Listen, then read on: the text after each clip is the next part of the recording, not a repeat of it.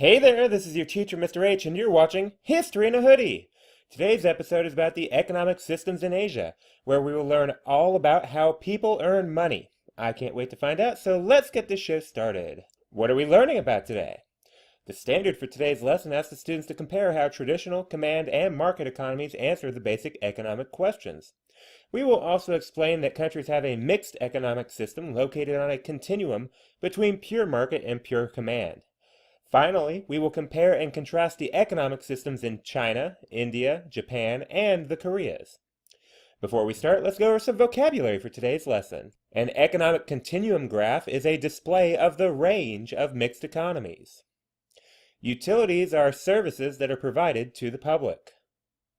For the third and final time this year, you should already understand the three basic economic systems and how they are represented on a continuum. So we will briefly review these topics before exploring how they appear in Asian countries.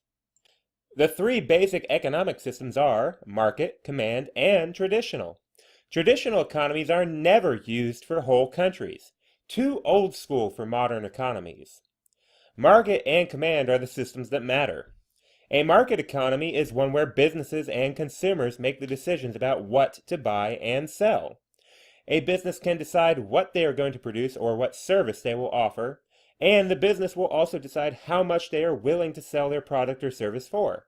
Then, people will decide to buy or not to buy. Command economies are very different from market economies. Instead of businesses and people having freedom with their money, the government decides everything to do with the economy. Planners decide which company will produce and what the price it will be sold for. People are told what they can and cannot purchase. In the end, not a ton of choice for everyday citizens in a true command economy. But there is no such thing as a country that is truly command or truly market.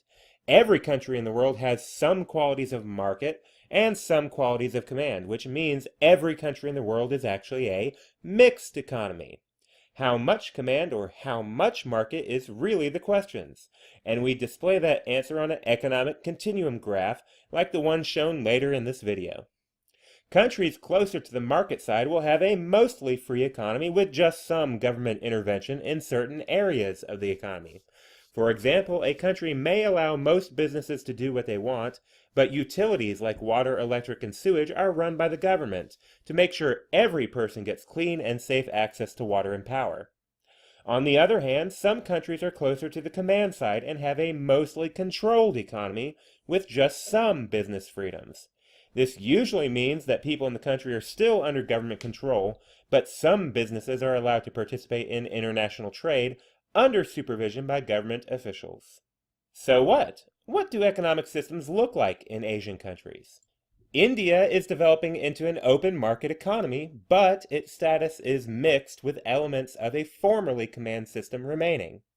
The country began installing free market plans in the 1980s, including removing rules on industries, allowing citizens to run industries once ran by the government, and opening up foreign trade. These all increased growth. The country still has some room to grow by eliminating corruption, growing infrastructure like roads and utility systems, and overcoming poor financial planning in the past. China's economy has changed greatly since the days of Mao and the Great Leap Forward.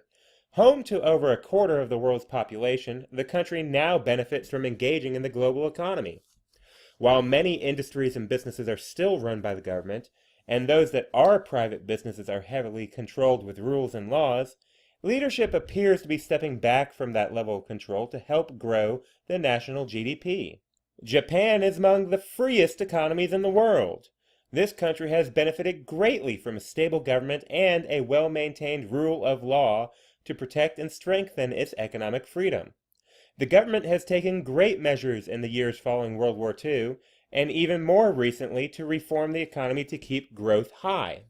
Japan was highly interested in developing the Trans-Pacific Partnership, a free trade agreement with the U.S. and Asian countries, but was disappointed when the U.S. backed out of the deal.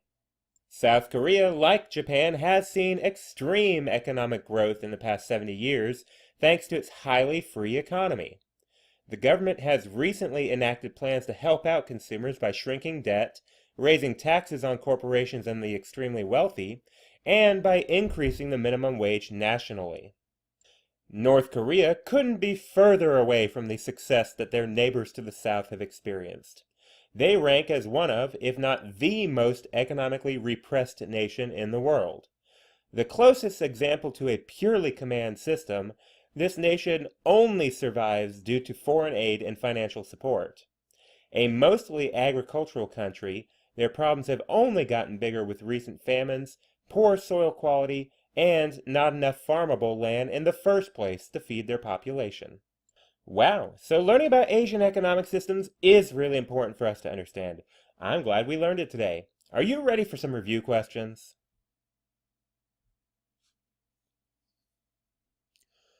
The North Korean government determines what to produce, how to produce, and for whom to produce.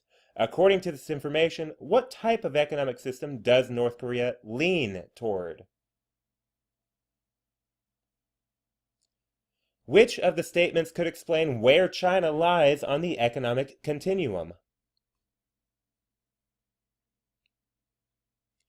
Which point on the continuum would be the correct place for Japan, and why? I hope all of you learned a lot from today's episode of History in a Hoodie about economic systems in Asia. If you did, don't forget to like, subscribe, and share.